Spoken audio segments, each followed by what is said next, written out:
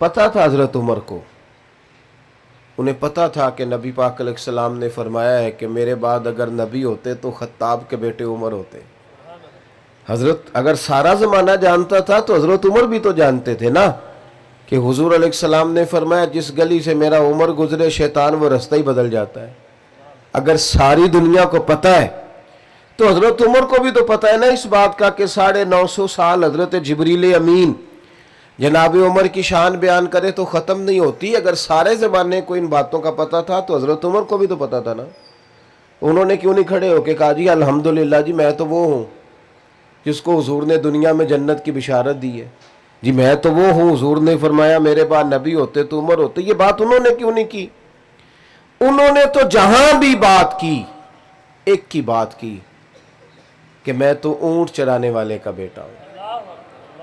उन्होंने जहां भी तज़किरा किया अपनी तामीर को रोका नहीं, अपने किरदार में रोज एक हुस्न, रोज एक खूबसूरती, रोज आगे बढ़ना, रोज जद्दोजहद करना। रोज मालिक गनीमत का एक ऊंट कहीं गुम हो गया तो हज़रत उमर नंगे पांव दोपहर में तलाश कर रहे थे। हमारे यहाँ बड़ा साफ सुथरा रात प्रोग्राम होता है, बड़ा साफ सुथरा। वो चौकीदार सो गया है, वो तू तनख्वाह किस बात की लेता भाई, तू कैसे सो गया है भाई? आप खुद ये काम कर रहे हैं, मुलाजिम क्यों रखा हुआ है जी? उसको जगाएं बुलाएं, तेरी ड्यूटी है, तूने करना था, मैं क्यों करूं? बस ज़हन है ना हमारा, हम किसी न किसी मकाम पे कुछ बन जाते हैं, किसी न किसी जगह पे हमारा ज़हन बन जाता है कि मैं कुछ है हूं, फिर तरक्की नहीं होती। कई दफ़ा दूसरा आदमी आगे निकल जाता है और मेरी तरह के बहुत सारे लोग अपनी पगड़ी और अपने शिमले के चक्कर में ही पीछे रह जाते हैं। अल्लाह अकबर। हज़रत फ़ारूक आज़म ऊँट गुम हो गया, तलाश कर रहे हैं। एक सहाबी ने कहा जनाब गुलाम को कह दें आप तो 24 लाख मुरब्बा मील के हुक्मरान हैं, हर बंदे को गलतफहमी नहीं हो जाती कि मैं फलानी चीज़ हूँ। यहाँ तो लोग आके बात सुनाते हैं तो महसूस होता है कि ये मसला पूछने नहीं आए, ये मसला बताने आए हैं, ये तो सबक देने आया है। उनको भी खबर थी ना कि मैं 24 लाख मुरब्बा मील का हुक्मरान हूं। का जनाब किसी मुलाजिम से कहे, गुलाम से कहे। तो हज़रत उमर बात सुनकर रो पड़े, कहने लगे मैं भी तो गुलाम ही हूं ना, मैं भला क्या हूं, मैं भी तो एक गुलाम हूं ना।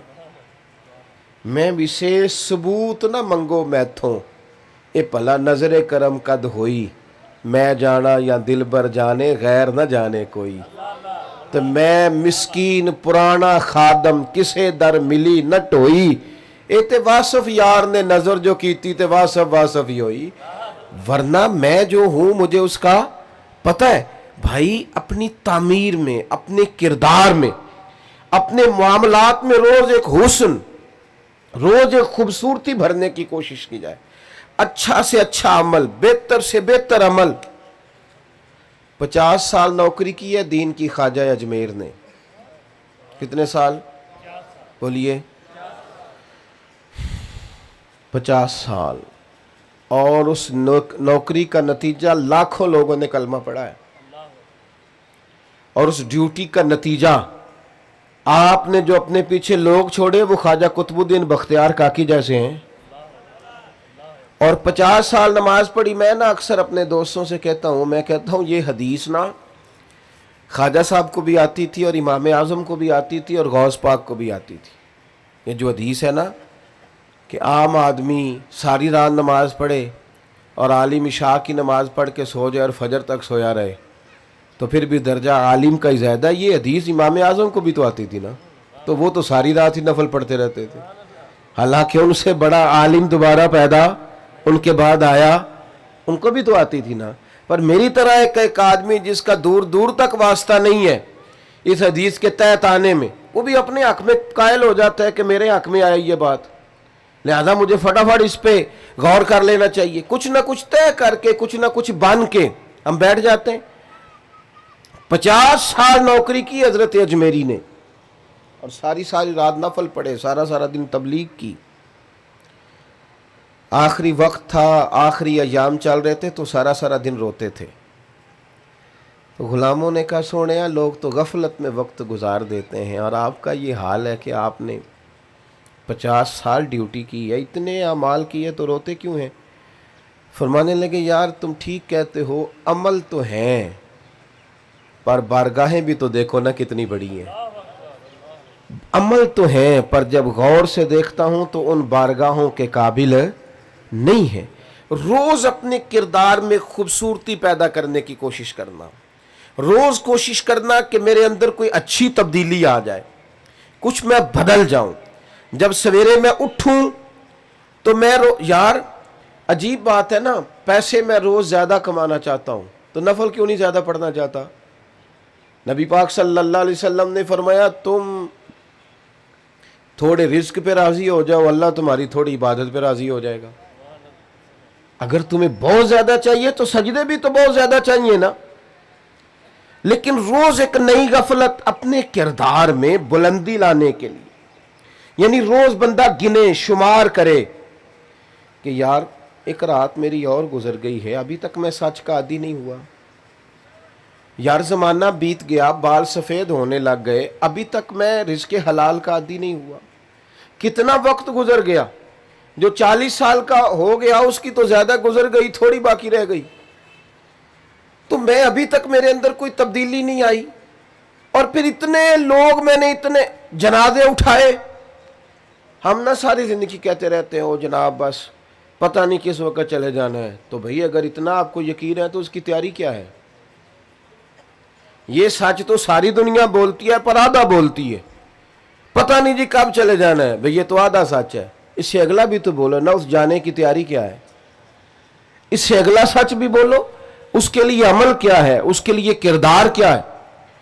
हारून रशीद ने हजरत दाऊद ताई रहमतुल्लाह अलैह से कहा कि हुजूर दिल सख्त हो गया है, कोई नसीहत कर दे। तो हजरत दाऊद ताई रहमतुल्लाह अलैह फरमाने लगे तुम्हारे वालिद कहाँ हैं। कहा कब्रिस्तान में। दादा कब्रिस्तान में। तुम्हारा एक भाई भी था, एक बेटा भी था। समझ आ रही है मेरी बातों की। कहा हजरत वो सारे कब्रिस्तान में। तो आप फरमाने लगे जिस बंदे ने इतने जनाजे पड़े हैं उसे मैं क्या नसीहत करूं। अब इतने लोग तू कब्रिस्तान छोड़ आया है तो तूने नहीं जाना, इतने जनाजे तूने पड़े हैं और अभी तू कह रहा है मैं नसीहत करूं। अजीज भाइयों, किरदार ज्यादा से ज्यादा खैर, ज्यादा से ज्यादा, अगर आप मेरी बात पे थोड़ी तवज्जो करें ना, तो इस उम्मत के जो उस्ताद है ना उनका नाम हजरत अबू बकर सिद्दीक है।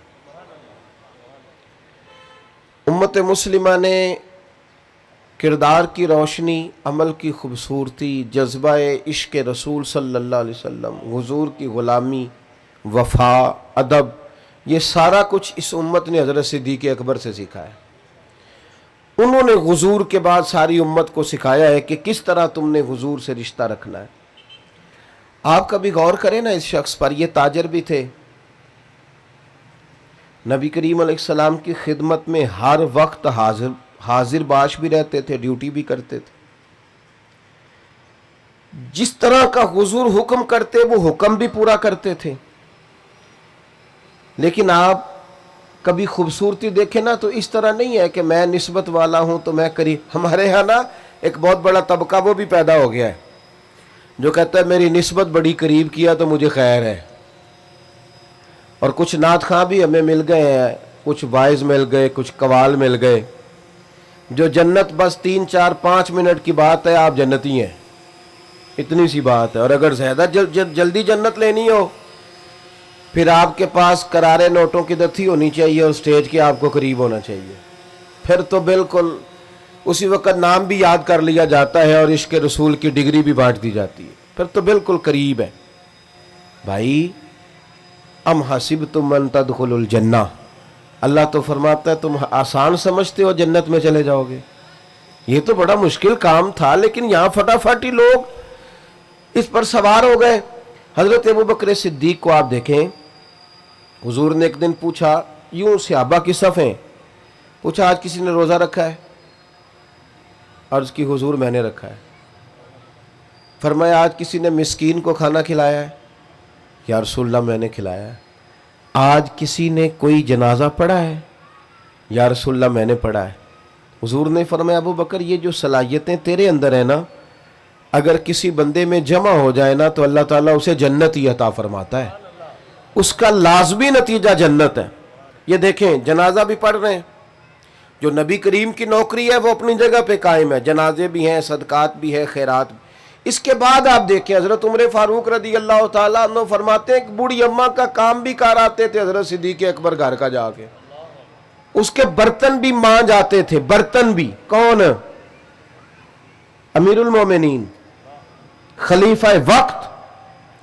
जब आखिरत के लिए नेकियां इकट्ठी करनी हो ना झाड़ू के साथ, फिर जज्बा और होता है। उस बूढ़ी के बर्तन भी मांज आते, उसके घर में झाड़ू भी दे आते, उसे रोटी भी खिलाते। और हज़रत उमर फरमाते हैं, अजीब नज़ारा मैंने देखा।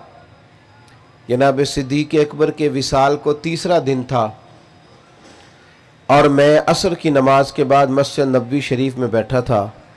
2-3 छोटी छोटी बच्चियां मेरे पास आईं, कहने लगी, चचा अब आप खलीफा बने? मैंने कहा हाँ, मेरी जिम्मेदारी लगी है। तो वो कहने लगी, फिर आप चलेंगे हमारे साथ? मैंने कहा, पुत्र तुमने कहाँ ले जाना है? तो कहने लगी, हम ना 4-5 बहनें हैं, हमारा भाई कोई नहीं, वालिद इंतकाल कर गए, हमारे घर में कुछ बकरियां हैं। अबू बकर रोज़ असर के बाद आते थे, हमारी बकरियों का दूध धो के हमें दे जाते थे, कुछ बेच लेती थीं, गुजारा हो जाता था, कुछ पी लेती थीं, पेट भर जाता था। चचा जान 3 दिन हो गए मेरी बहनें रोती हैं, मेरी अम्मा रोती है, सिद्दीक अकबर विसाल कर गए, आप चलेंगे? हज़रत उमर फारूक कहते हैं, बड़ी चीज़ों का तो मुझे पता था, इसका तो पता ही नहीं था, आप चलेंगे? मैंने कहा हाँ बेटा मैं चलूँगा। बेटियां आगे आगे चलने लगी, सैयदना फारूक आज़म पीछे पीछे रोते जा रहे। रास्ते में एक सहाबी मिले, कहने लगे, उमर कहाँ जा रहे हो रोते हुए? तो फरमाने लगे, यार अबू बकर सिद्दीक मेरे लिए रास्ता ही बड़ा मुश्किल कर गया है, जिगर राहे वफा में नक्श ऐसे छोड़ आया हूँ, मैं जिस मंजिल से गुजरा हूँ वो अब तक याद करती है। कहा कैसे इनके रास्तों पे चला जाए?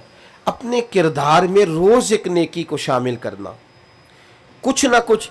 हमने ना बड़ी हदीसें सुनी और बड़ी पढ़ी और बड़ी लोगों के सामने बयान की उलमा ने।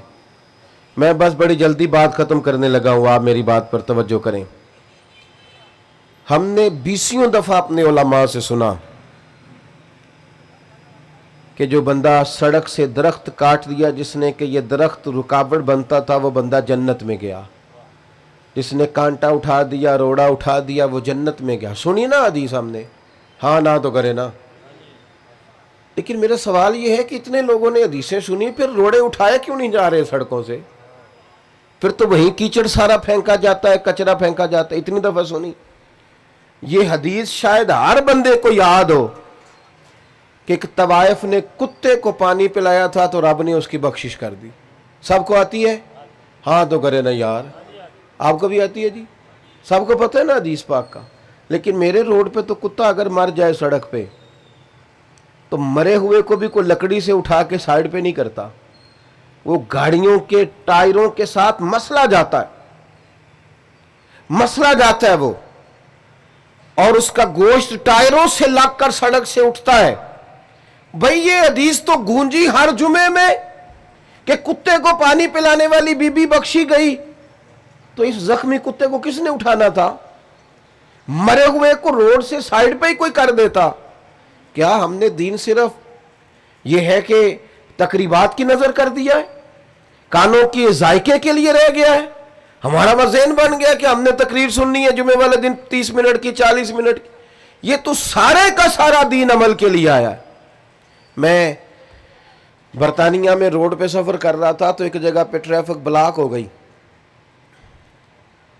तो मैंने पूछा दोस्त से कि मुझे तो कहीं पहुंचना था, तो मुअम्मा क्या है? वो कहने लगे कुत्ते का एक्सीडेंट हो गया, एम्बुलेंस आई है कुत्ता उठाने के लिए। तो मैं अपने ऊपर अफसोस कर रहा था कि मेरे रोड पे तो कुत्ता मर जाए तो वो टायरों से मसल के जाता है, हालांकि ये विरसा तो हमारा है, ये तो हमें हमारे नबी ने सिखाया कि जो कुत्ते को पानी पिलाए रब ताला तो उसके पिछले सारे गुनाह ही माफ़ कर देता है। मेरे दोस्तों, अपने लिए कोई खैर का अमल, कोई अच्छी बात, कोई कारनामा।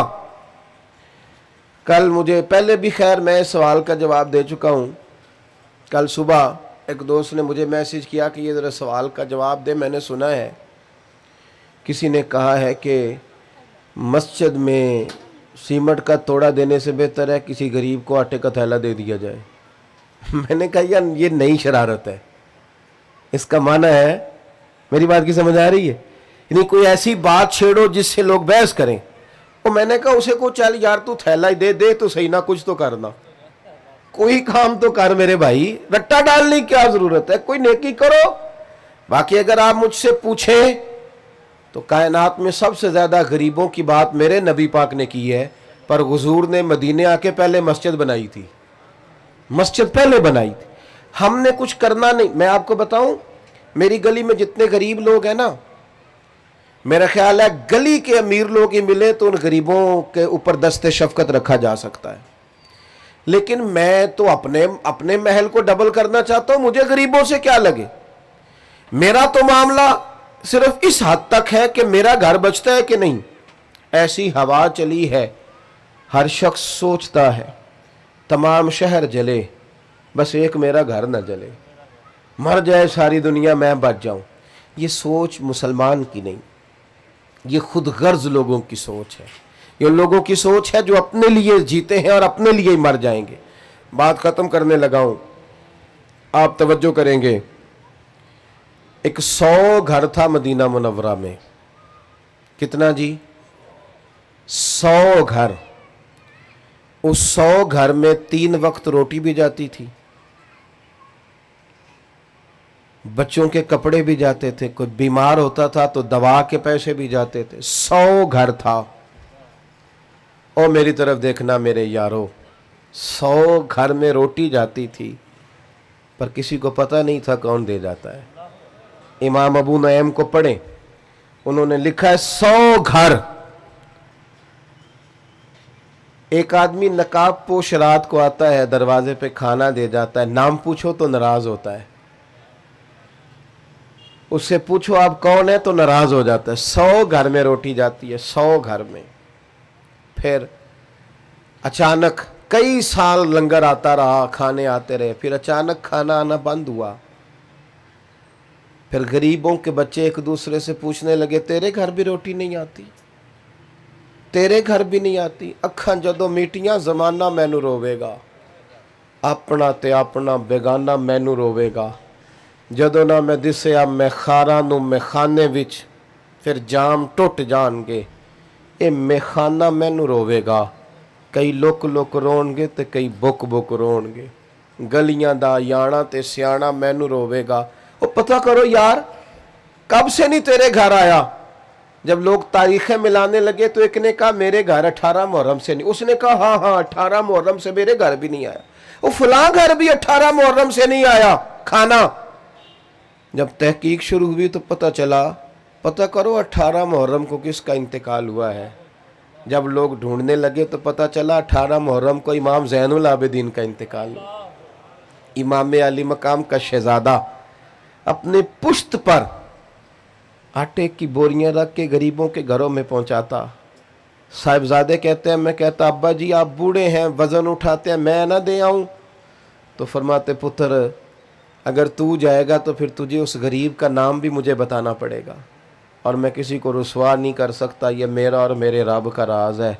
ओ सजनों, कुछ नेकियां छुपा लो जो सिर्फ क़यामत में खुले। जिस तरह कुछ पैसे नहीं अलग किए होते कि मुश्किल वक्त आ गया तो काम आएंगे, कुछ नेकियां भी अलग कर लो। न पता हो किसी बंदे को, हमें पता हो या हमारे रब करीम को पता हो, अलग कर लो। वरना हमने खुद दुनिया में लालच पैदा किया है, हमने खुद बच्चों से कहा है पैसे ज़्यादा कमाओ, इसलिए बच्चे अब्बा जी से भी कहने लग गए हैं कि आप कोई ढब का काम कर लेते तो आज हमारे घर में पैसे ना होते। सब रिश्ते इसी तरह के बन गए। वापस लौटें, जाने का वक्त करीब आ गया है। कोई फ़र्क नहीं पड़ता, कोई फ़र्क, अगर इस शहर को फ़र्क पड़ता तो हज़रत मुहद्दिस आज़म के जाने से पड़ता, और अगर नहीं पड़ा तो फिर किसी के जाने से पड़ सकता नहीं पड़ सकता। ओ पईयां दिस दियां कबरां जिन्हां ते फुल पे, उधरों कोई नहीं जे आमदा, इधरों लखां गए ते उठ फरीदा सुत्या। झाड़ू दे मसीत, ओए तू सुतै रब जागदा, तेरी डाडे नाल प्रीत, ते उठ ना फरीदा सुत्या। हुण ते दाड़ी आ गया ई पूर, अग्गा नेड़े आ गया ई, पिछा रह गया ई दूर, ते उठ ना फरीदा सुत्या। खलकत वेखन जा, वो मते कोई मिल जाई बख्शिया, ते तुम ही बख्शिया जा। अल्लाह ताला हमारे भाई की वालदा की मगफिरत फरमाए। आखिर दावा या अनिल हम्दुलिल्लाह। एक बार सूरह फातिहा 3 दफ़ा सूरत इखलास अव्वल आखिर दरूद पाक पढ़ी।